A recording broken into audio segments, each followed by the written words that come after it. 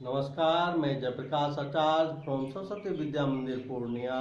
अभी मैं आपके सामने फिजिक्स विषय के साथ उपस्थित हूँ। चैप्टर चल रहा है magnetic effect of current electricity. यह इलेक्ट्रिसिटी का दूसरा पार्ट है। मैग्नेट के विषय में हम लोग समझ रहे थे।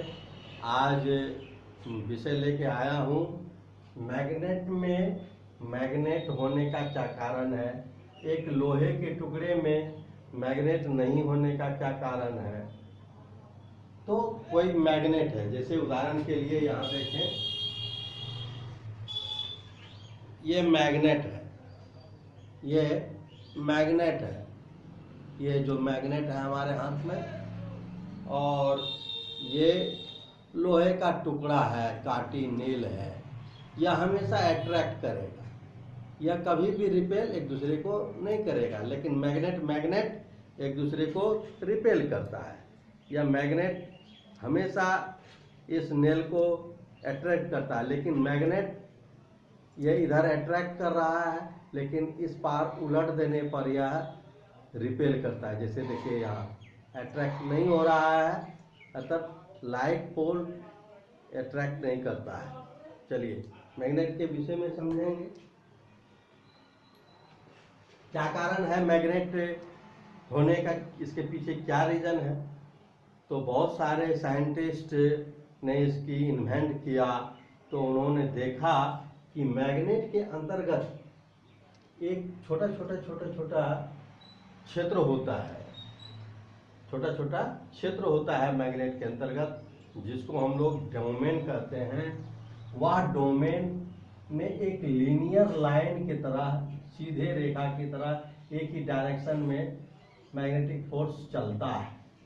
लेकिन आयरन के टुकड़े में यह डोमेन तो है, लेकिन यह लीनियर नहीं है, जत्र तत्र जैसे तैसे फ्री रूप में मूवमेंट करता है। इसमें फ्री रूप में मूवमेंट नहीं करता है, एक लीनियरी एक डायरेक्शन में मूवमेंट करता है।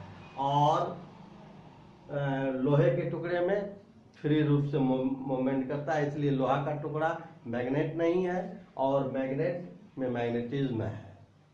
कारण पूछा भी जाता है कि किसी भी लोहे के टुकड़े में मैग्नेट नहीं है, लेकिन मैग्नेट में मैग्नेट अट्रैक्टिव और रिपल्सन फोर्स होता है। क्यों? तो ड्यू टू वेबर साहब, वेबर मैकेनिक थे, उन्होंने डोमेन की खोज की। उन्होंने बताया है कि डोमेन एक लीनियर लाइन में चलते हैं और लोहे के टुकड़े में लीनियर लाइन में नहीं चलते हैं।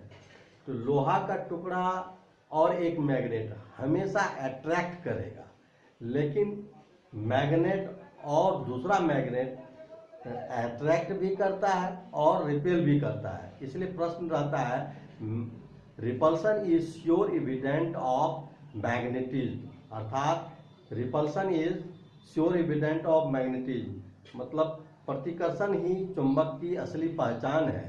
तो मैग्नेट के प्रॉपर्टी के अंतर्गत क्या है, मैग्नेट अट्रैक्ट भी करता है, रिपल भी करता है और डायरेक्शन भी बताता है।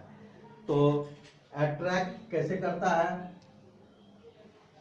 मैग्नेट है एन एस और दूसरा मैग्नेट का एन एस, यहाँ लाइक पोल है, नॉर्थ पोल तो यह रिपेल करता है।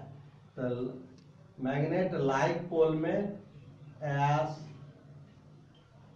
और एस दोनों एक दूसरे को रिपेल करता है। यहाँ से जो मैग्नेटिक फोर्स लाइन चलता है, तो यह इधर मुड़ जाएगा, इधर भी मुड़ जाएगा और इधर भी मुड़ जाएगा, इधर भी मुड़ जाएगा, और ये अट्रैक्ट इधर करेगा, इधर करेगा, फिर इधर मुड़ जाएगा, इधर मुड़ जाएगा।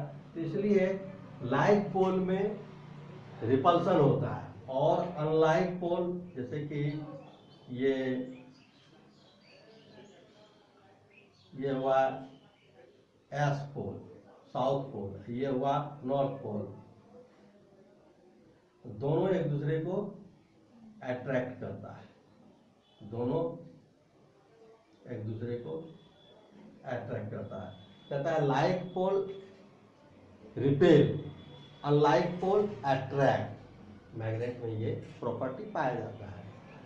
अब दूसरा सवाल एक आ रहा है, वो what is cause behind magnetism. हम लोगों ने समझा कि मैग्नेटिज्म के क्या कारण है, मैग्नेट में उत्पन्न होने के क्या कारण है। यही डोमेन एक लीनियर ही चलते हैं और आयरन में लीनियर नहीं होते हैं, फ्री होते हैं।